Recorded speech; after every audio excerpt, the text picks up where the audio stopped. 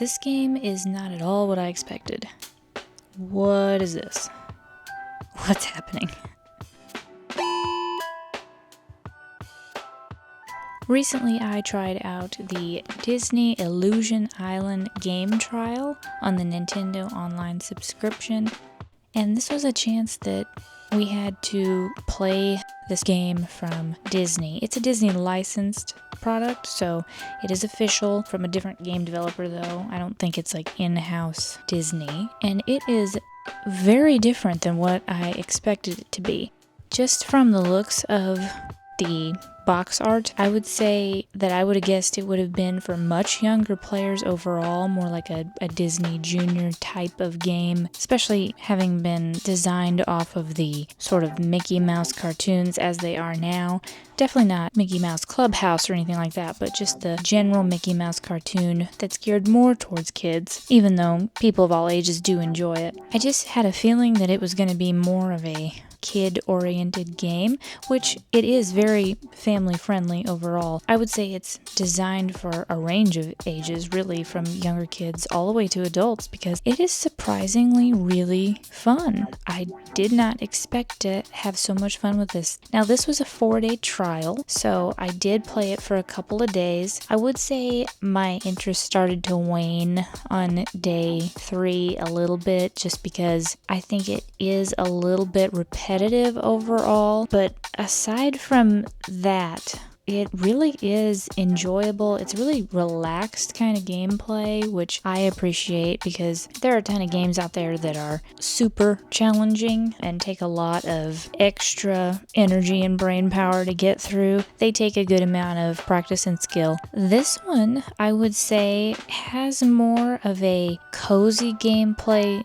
level of difficulty, but still has some challenges to it, which I was really surprised about. So this is a platformer game of sorts. You do platforming, but it is not to the same sort of degree that a lot of platformers are, like Mario or Donkey Kong, Kirby games. They're more based on developed skills over time that take quite a bit more experience as you progress along through the games. A lot more pressure. There's either a timer or there's limited lives or something of that nature. This game is really more of a no pressure at your own pace kind of platformer, which I find really interesting because there just aren't that many in this category, I think. There probably are a lot of third-party games. This is technically a third-party game. It's not Nintendo made, but ones that are more, say, independent style that maybe aren't mainstream games. This is a mainstream game that has that same sort of feel that you might get from a lesser known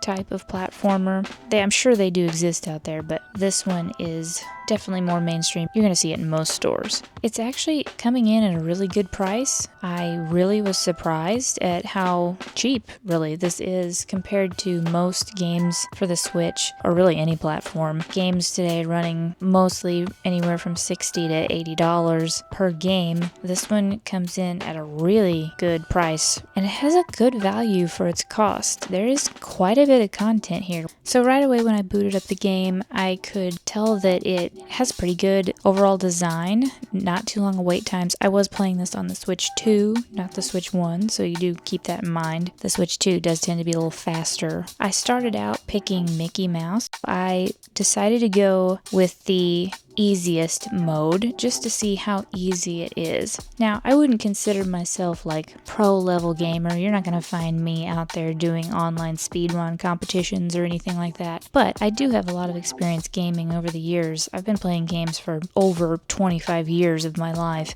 I pretty much just started playing games before I think I could talk, and I have a lot of experience with all types of games, but especially platformers. Take that into consideration when I'm talking about any games as far as the skill level, and that's kind of my objective look at it. I try to compare it to sort of like the difficulty of games that aren't super hard but do pose quite a bit of a challenge. This one, I would say, starting off on the easy mode, I still found some challenge in it, surprisingly. It didn't just walk me through it completely.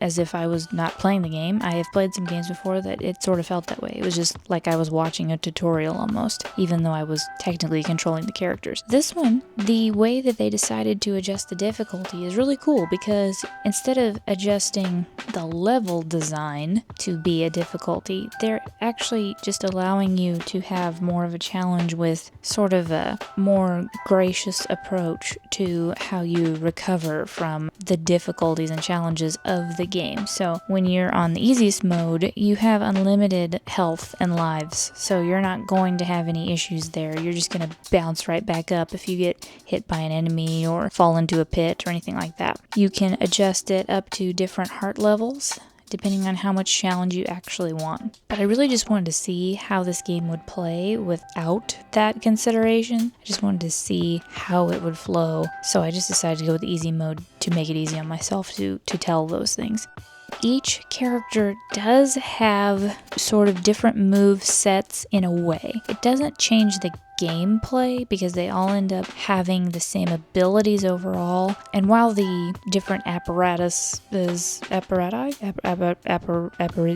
the different items they use, as those change throughout the game, they do mimic each other. You'll have items like, I think that's a ketchup bottle for Goofy, where he can kind of fly over things. And then you have the paper airplane for Mickey. Like, there's just different things that allow them to do the same movement, but it's just going to look a little bit different. In that way, they have different movesets in that it is animated per character to kind of fit their personality. But they all move basically the same, which makes it easy to switch between characters.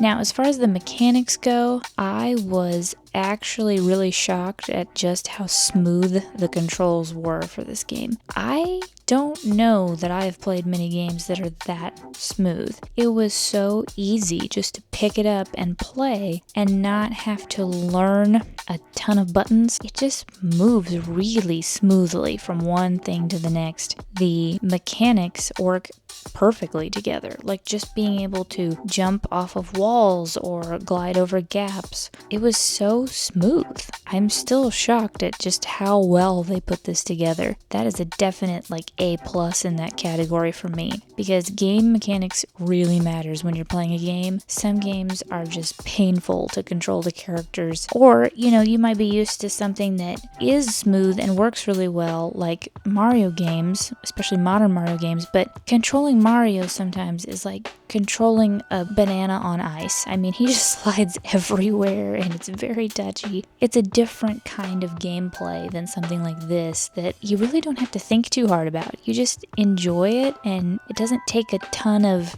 thought behind how you move. You can just sort of cozy gameplay it and just enjoy the movement. I'd also say that it flows really well from section to section, because it is mission based overall, not level based. So you're not going to see actual levels. You're not going to go in and out of a map or anything like that. There is one map with multiple areas, and I mean multiple areas. There's a ton of areas to open up. On this one map, you are in the same area at all times. Now, because of that, it can seem a little repetitive. Like I said earlier, you're going to see a lot of the same areas over and over, or very similar looking areas. It really just kind of changes the overall atmosphere and design, but the general look of the whole area is mostly going to stay the same. I will say the boss level that I got to try did change the look. We went to a sort of an interior area instead of this outside area that you're usually in.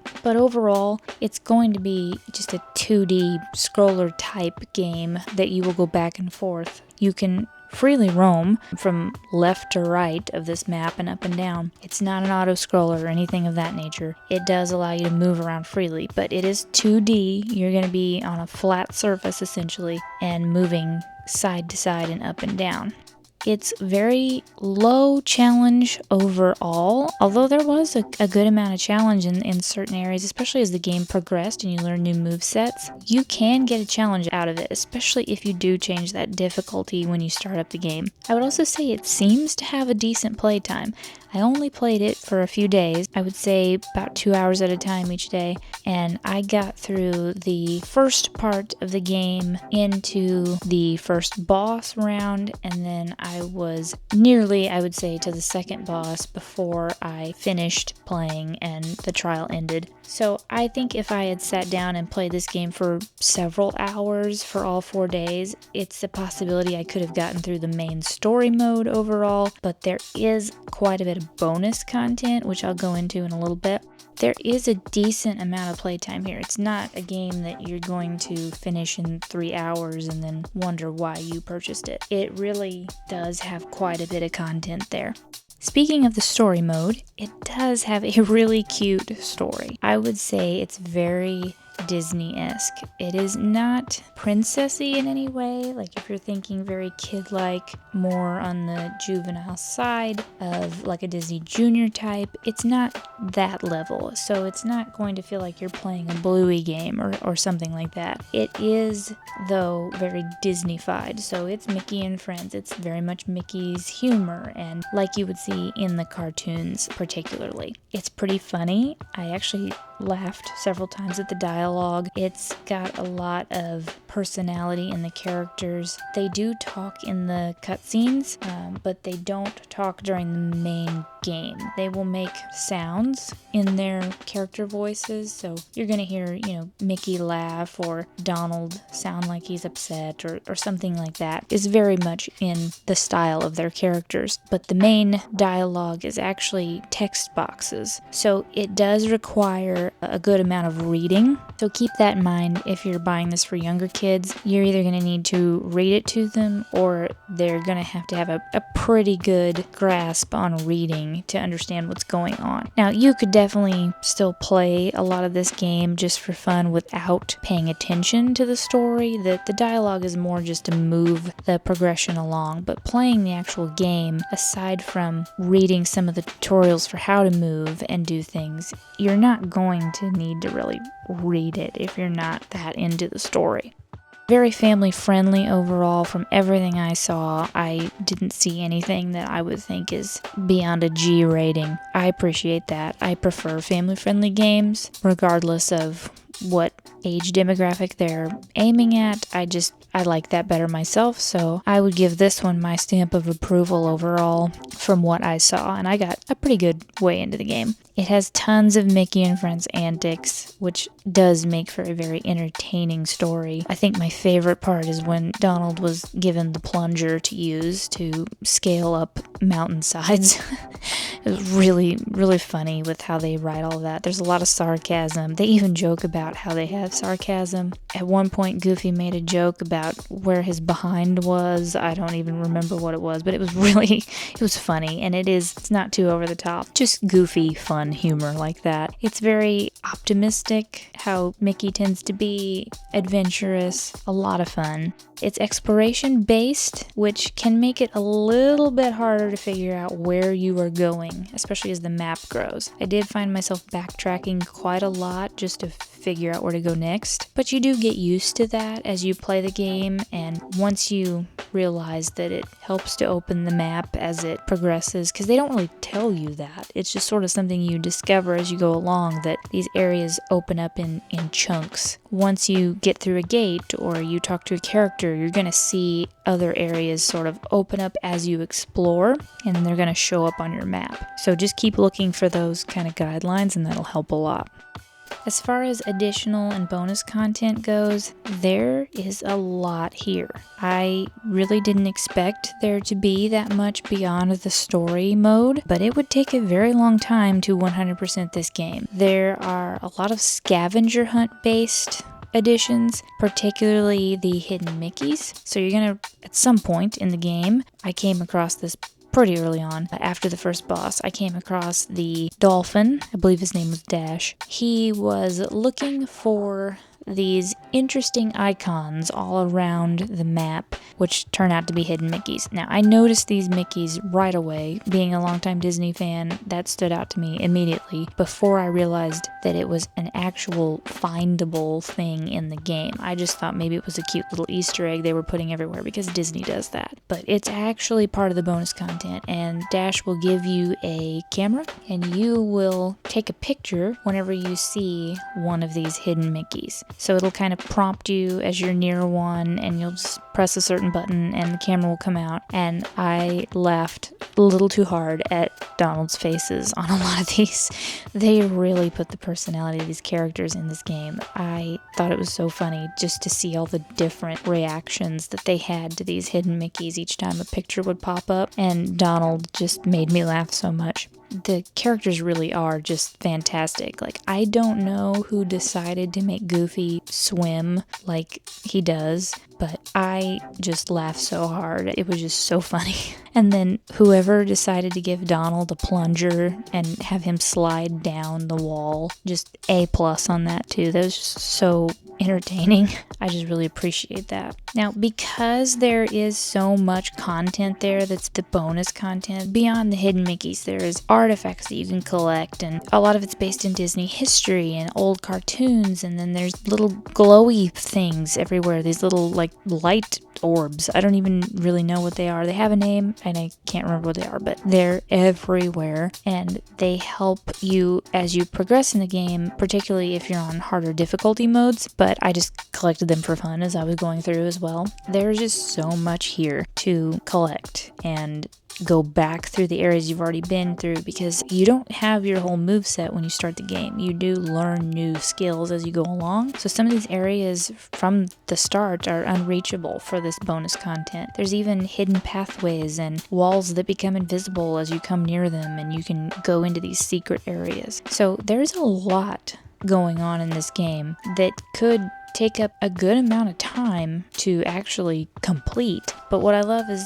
with it being a really at your own pace kind of game, you could do it as quickly or as slowly as you want. And because of that, I would say there's a pretty good replayability to this game, because you're not going to be able to memorize where everything is. There's just too much content here. I would say replayability is maybe more of a kind of medium average level, just because the story mode is more than likely shorter than a lot of games that you may be used to playing, so that might not be as appealing to replay, especially right away. But if you're including that bonus content there's definitely going to be some replayability for a good amount of this content.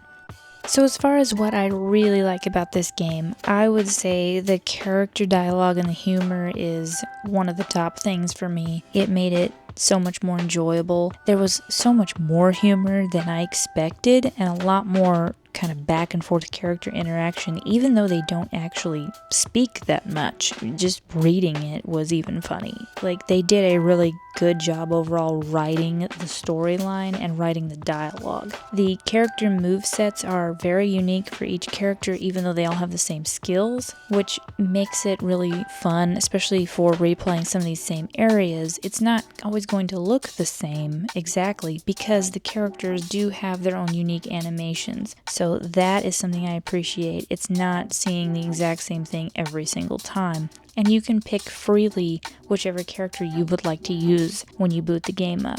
It's very colorful, very quirky. There's a lot to it that is just very sort of modern Mickey cartoon aesthetics. One kind of weird thing about that is that the side characters are very different. In a way, they kind of look out of place, but they also fit with the overall aesthetic, so I didn't mind it too much. Actually, the sort of, I guess, villains you would call them in this, they kind of remind me a little bit of a lot of the characters in like the Goofy movie, but in this particular drawing style. There was just something about it that just sort of reminded me of like Max's girlfriend and her look and style, like how they drew that. Maybe they're dogs? I don't know. I haven't quite figured that out. Some of the other characters are completely unidentifiable as far as like they're not animals or anything. They're just interesting little creatures. So I didn't mind that overall. It was just not what I was expecting. I really like that this is a game that I feel like I could just pick up at the end of a long day and just enjoy if I want to play a game, but it's not gonna like exhaust me. Almost my own pace, figure it out, easier gameplay, not a lot of pressure. It's not gonna be one of those games that takes everything out of you. Moving on to maybe more of what I would consider the downsides of this game. This is obviously, all of this is going to depend on what you prefer, what game styles you like, what your interests are, but this is just my perspective based on all the games I've played over the years, like what I like to see out of a game and also what I like to just talk about so people kind of know what to expect. For me, I would say maybe one downside is that there aren't any actual levels. It can get a little bit repetitive with less variety of scenes or situations because of that. You're not going in and out of different environments, you're staying basically in the same environment the whole time. It is more than likely a short story mode just based on the amount that I got done in the 3 days that I played it. Probably going to be a quick run through for somebody who's very experienced at games. But if you take your time and you just kind of enjoy the pace, and especially if you look for the bonus content, you can definitely extend that time out. The extra characters and environment can seem a little out of place, maybe a little bit more Disney Channel or Disney Junior for those extra characters and just kind of how they interact and their style and the way they have their dialogue written. A little more kid-like in that way. But if that's not something that you really mind or care about, then it's not a huge part of it. They're just kind of there. So really, that's the only cons I could kind of come up with in the amount of time I played. That opinion might change over time, but so far, it left a pretty good impression on me overall. I really enjoyed my time playing this. It was more fun than I expected. It was not at all what I expected when I turned this game on, and I had a really good time. I would definitely pick it up for a more relaxed experience, kind of laid back gameplay. If I'm just wanting something fun to do, but that still has some substance to it, I would give it an overall score of like 8.5 out of 10. I just took a couple points off for the fact that it's the same environment overall, and more than likely a short storyline mode. That's really the only downsides I could find to this. As far as buying or skipping this title, again, this is going to be something that's totally in regards to your interest and what you like, but just to give you my thoughts so you can make a decision based on the things that maybe stand out to you. I would say if you're a big Disney fan who likes more of a cozy style gameplay especially, then this would, I would think, be something that would really interest a lot of people in that category. I'm a big Disney fan and I tried it because I like Mickey and Friends. I did not expect to enjoy it as much as I did, just because I thought it would be way more kid-oriented overall and not something I could relate to, but it was a lot of fun. So especially if it was on sale, I would probably pick it up. It's not something that I would run right out and buy right away. As much as I enjoyed it, it's probably not one I would pick up over a lot of my other games. So for that reason, I probably wouldn't buy it at full price, but it would definitely be something I would revisit in the future, especially if it was on sale. If you're looking for more challenge or variety in your games, then this might be one to skip because it is more repetitive in that way and not a whole lot going on overall. If you prefer a more level format with a bigger story to it, this is probably not the game for you, but definitely if there's ever a demo, give it a try because I really didn't expect to like it as much as I did. So overall, big thumbs up for Disney Illusion Island. If you enjoyed this review and you'd like to see more, please check out our channel because we do game reviews and gameplay footage, just all kinds of different things in the gaming realm. So if you would like to check those out, we'd love to have you come over to our channel and see some of our other videos.